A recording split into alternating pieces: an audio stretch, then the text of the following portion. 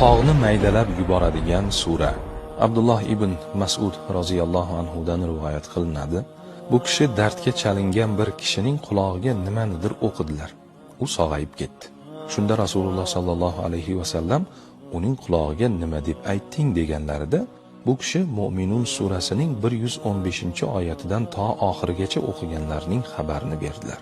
أفحسبتم أنما خلقناكم عبثا وأنكم إلينا لا ترجعون فتعالى الله الملك الحق لا إله إلا هو رب العرش الكريم ومن يدع مع الله إلها آخر لا برهان له به فإنما حسابه عند ربه إنه لا يفلح الكافرون وقل رب اغفر وارحم وأنت خير الراحمين.